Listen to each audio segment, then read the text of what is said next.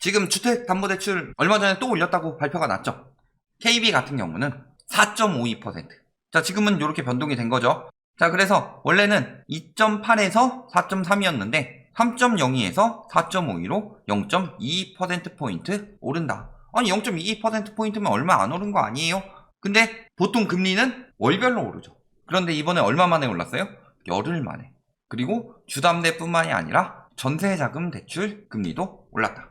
그러면서 지금도 이 이야기를 해요. 코픽스가 7월보다 0.07%포인트 올라서 1.02% 기록했기 때문에 코픽스가 올라서 올랐다.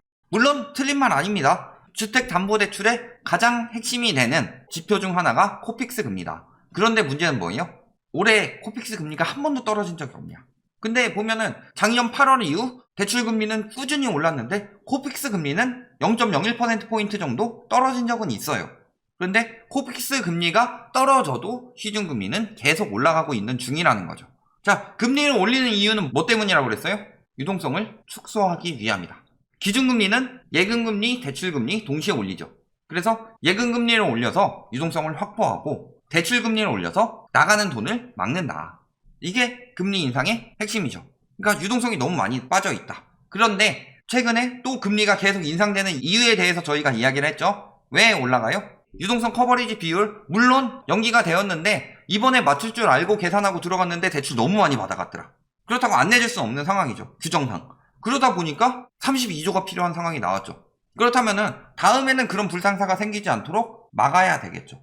그리고 자금을 확보하기 위해서는 뭐를 발행해야 된다? 아무리 지금 금리 높여봐도 예금 많이 안 들어와요. 왜? 올리면 올릴수록 점점 더 많이 들어오고 예적금 지금 다시 늘어나고 있다고는 하지만 한계가 있다. 뭐 때문에? 기준금리가 낮아서 실질금리가 물가 상승률을 따라가지 못하죠. 그렇다면 사람들이 아직은 자산시장을 더 보고 있는 사람들이 늘어나죠. 그렇다면 어떻게 해요? 은행에서는 예금 적금 확보하는데도 한계가 있으니까 은행채를 더 발행할 수밖에 없다. 은행채를 발행하게 되면 어떻게 돼요? 채권 가격이랑 채권 금리는 반비례한다고 그랬죠. 채권 금리가 어떻게 결정이 되냐? 채권을 10,000원을 주고 샀어요. 근데 채권 금리가 2%다.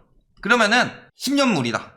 10년 뒤에 채권 가격이 20,000원이 되면은 20,000원에 따라서 24,000원을 준다. 이게 아니고 발행할 때 2%에 맞춰서 200원을 더 덧붙여서 준다. 이렇게 보시면 돼요. 그렇다면은 채권 가격이 예를 들어 5,000원으로 떨어졌다. 그러면은 200원은 고정적으로 주는 거였죠. 이 채권을 사면. 그러니까 5,200원이 되죠. 그러면은 채권 금리는 어떻게 되는 거예요? 4%가 되는 거죠. 그래서 채권 가격이 떨어지면 채권 금리가 올라가는 것이다. 이렇게 되는 거죠. 그렇다면은 은행채 발행이 늘어나게 되면은 당연히 채권 가격은 떨어지죠. 맨날 이야기하잖아요. 중학교 교과서에서도 나왔다는 수요와 공급. 채권 공급이 늘어나죠. 공급이 늘어나면 가격은 떨어지죠. 가격이 떨어지면 금리는 올라간다. 그렇다면은 은행에서는 가격에 비해 내줄 금리가 높다. 그렇다는 건 무슨 소리예요? 금리가 올라간다. 시중금리가. 그렇기 때문에 기준금리와 별개로 시중금리는 더 빨리 올라갈 가능성이 굉장히 높다. 이 수준이 어느 정도 수준이냐? 자, 2019년 5월 기사입니다. 신규 기준 최고 4.57%까지 떨어졌다. 자, 국민은행 4.57%까지 낮췄죠? 지금 4.5이고. 그렇다면 지금 수준은 어느 정도 수준이다? 2019년 5월 금리 수준이다. 근데 2019년 5월 어떤 상황이었어요? 18년 11월에 금리를 1.75%로 올렸죠. 그리고 19년 7월에 금리를 1.5%로 떨어뜨리게 되죠. 5월은 이 중간이니까 기준금리는 아직 1.75%인데 1.5%로 가는 수순에 가고 있었다. 이런 상황이죠. 그리고 시중금리는 이미 이때 떨어지고 있었으니까 기준금리도 낮춘 건데 시중금리가 떨어지고 있던 시기니까 계속 떨어진 거죠. 그리고 6월부터 올라가기 시작했다. 그렇다는 건 여기서 조금 더 떨어졌을 때 집값이 올랐다. 그렇다는 건 지금 수준에서 조금 더 오르면 집값이 떨어질 상황이 벌어진다 라는 거죠. 다른 거보다 대출금리를 봐야죠. 왜? 최고금리가 4.5% 넘어가게 되면 사람들이 이자 부담으로 인해서 사기 힘들어진다 라는 거죠. 여기다 추가로 지금은 그때보다 대출 규제는 더 강해졌죠. LTV 조금 풀려서 고소득자들은 살 사람들은 미리 샀다. 그리고 그 사람들 7월에 다 몰렸다.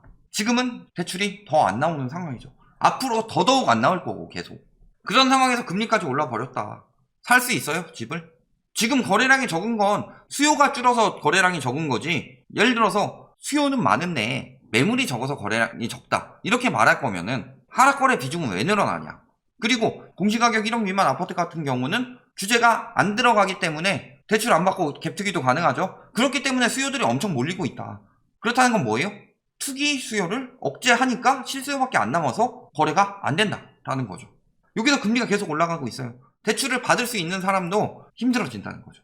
자, 예를 들어서 금리가 3%일 때 원금 한 100만 원에 이자 한 50만 원씩 갚았다. 이 사람이 150만 원을 DSR 40% 적용하면 어떻게 되죠? 연소득 375만 원 정도 나와야지 원리금 100에 이자 50 정도 되는 150 정도를 받을 수가 있다. 근데 금리가 4.5%로 뛰었다고 칩시다. 원금 갚는 건 비슷하지만 이자가 1.5배가 되죠. 115만 원씩 나가요. 그러면은 똑같은 원금을 받더라도 소득이 437.5만 원까지 늘어나야 된다. 자, 금리는 1.5% 뛰었는데 소득은 얼마나 뛴 거예요? 60만 원. 60만 원 가량 더 벌어야 되죠. 그렇다면은 요 구간에 있는 사람들은 그 전에 받을 수 있었던 걸 못 받는다. 금리가 오르면은 DSR이 같이 적용됐기 때문에 금리 올라서 부담 늘어나고 끝 이게 아니라 대출을 못 받는 사람들이 늘어난다. 요거를 생각하셔야 되는 거죠. 자, 그리고 8월 26일 날 기준금리 올랐죠. 기준금리 오르기 전부터 계속 뭐라고 그랬어요? 0.25%포인트 올라도 집값 안 떨어진다. 이자 부담 요거밖에 안 늘어난다. 그런데 그때 한 얘기가 뭐였어요? 금리 3, 4%는 돼야 집값 하락한다. 하반기도 오른다. 이런 이야기 하고 있는데 다시 가볼까요? 앞으로? 어머, 금리가 3에서 4%입니다. 금리가 3에서 4%가 돼버렸어요. 금리 3에서 4%는 돼야 집값 하락 머지않았다는 거죠. 이뿐이에요? 지금 벌써 4% 나왔고 기준금리 계속 올라갔죠?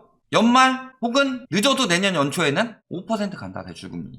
자, 그렇다면은 대출금리 3에서 4%에 떨어진다는데 연말에 5% 가는데 어떻게 연말까지 계속 오르냐. 말이 안 된다는 거죠. 이미 3, 4% 나왔는데 대출 부담도 늘어나고 대출도 줄어들고 거기다가 기존에 대출 받은 사람들 부담도 늘어나고 이미 금리 오르고 있기 때문에 자금은 더 안전자산으로 이동하고 있고.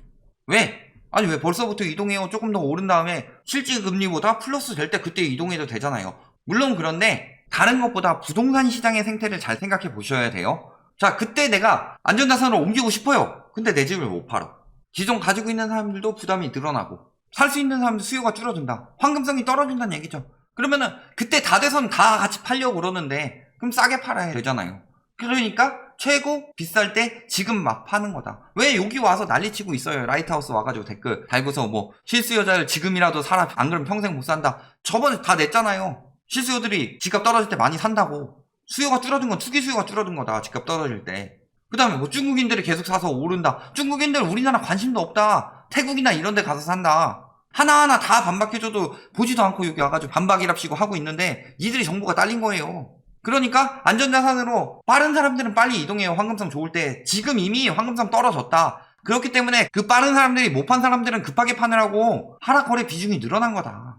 거기다가 DSR 같이 강화한다고 그랬어요. 이자 상환 유예하고 원금 상환 유예하더라도 그걸로 인해서 유동성 커버리지 비율이 풀리고 자금으로 자영업자 쪽엔 빌려주더라도 부동산 쪽엔 못 오게 할 거다. 지금 보면 어때요? 자, 규제 지역은 이미 40%죠. 비규제 지역에서 국민은행에서 얼마나 내줬냐? DSR을 120%까지 내줬다. 그런데 16일부터 70% 이내로 줄어든다. 비규제 지역 무리하게 투기하는 거 점점 더 힘들어지겠죠. 하다못해 실수요 사는 것도 점점 더 힘들어지겠죠. 그래서 지금 대출이 확 줄어든다. 비규제 지역 대출은 더 확 줄어들고 규제 지역도 금리 인상으로 줄어들 것이다.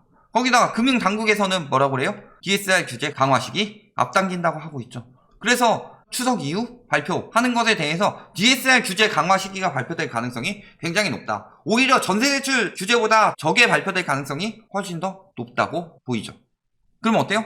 인상효과가 10월 중순에 가시화되는 거죠. 왜? 지금 인상하면은 30일 거래 기간이 있잖아요. 거기다가 예금 금리가 다음 달 금리에 반영하면 10월 15일에 발표되는 코픽스부터 본격화되는 것도 있고. 그러니까 8월에 지금도 기사 나와요. 금리 올리고 대출 중단해도 집값은 더 오른다. 아니 한 달 뒤에 봐야지. 다 8월 말에 했잖아요. 그 이전에 싸게 받은 걸로 그 이후에 신고해서 오르는 걸 가지고 이야기를 하고 있다. 그러면 어떻게 돼요? 지금 26일날 기준금리 인상해서 2주 후에 예금금리 반영하고 또 코픽스 금리에 또 반영되고 앞으로 연쇄적으로 올릴 수밖에 없는 거죠. 지금 그런 상황이 되어가고 있다. 결론 어떻게 돼요? 자, 금리 얼마 안 오른다 이런 이야기 하고 있는데 어떻게 올라요? 무섭게 오르고 있죠. 그리고 대출 더더욱 중단되고 있죠. 은행권에서 한도 소진돼서 중단되는 거 둘째 치고도 비규제 지역 DSR 강화, 그 다음에 규제 지역도 금리가 오르면 DSR, 당연히 DSR이 올라가기 때문에 한도는 줄어들 수밖에 없다. 그리고 중간에 상환기간 돌아올 때 갚아야 할 수밖에 없는 거죠. 여기다가 3, 4% 정도 되면 떨어진다고 하는데 올해 하반기에는 5%까지 올라갈 가능성 굉장히 높다. 기준금리 한 번 더 이상할 것이기 때문에. 그리고 금융당국에서는 추석 이후 규제 강화되죠. 이런 것까지 봤을 때, 자, 집값은 오로지 뭘로 올라갔어요? 집이 막 생산성이 있어가지고 내가 전용 84짜리 샀는데 얘가 잘 먹고 잘 자라서 전용 120까지 커졌다. 이런 경우 없죠. 전용 210짜리 2개 사가지고 얘네 둘이 결혼해가지고 전용 59짜리 하나 나왔다. 이런 거 없잖아요. 생산성이 전혀 없다. 오로지 뭐 때문에 올랐다? 유동성 때문에. 유동성이 차단되면은 차단될수록 지표가 계속 나타날 수밖에 없는 상황이죠. 정말 얼마 남지 않은 거예요. 집값 어떻게 된다고 그랬어요? 공급 많이 들어와야지만 떨어진다 이런 이야기 하고 있는데 2019년 초에는 공급 얼마나 들어왔냐. 결국 집값 어떻게 떨어지는 거예요? 앞으로 심리 계속 꺾여갈 수밖에 없고 이미 대부분 지역들 다 한 달 정도 심리 꺾여가고 있다. 그리고 유동성은 더욱 막혀갈 수밖에 없기 때문에 황금성도 떨어져서 집값은 떨어질 수밖에 없다. 빠르면 올해 하반기예요. 정말 늦어도 2023년이고. 근데 사람들의 심리가 얼마나 변하느냐에 따라 다르겠는데 지금도 사실은 정부 정책을 정확히 예측하기가 힘든 상황이라서 정확한 기간을 말해라. 여기까지는 모르겠지만 어떻게 되는 거예요? 진짜 얼마 안 남았고 2023년은 진짜 그래도 끝까지 산다 이 정도고 보통은 빠르면 올해 말부터 나올 가능성이 굉장히 높아지고 있다. 여기까지 말씀드리겠습니다.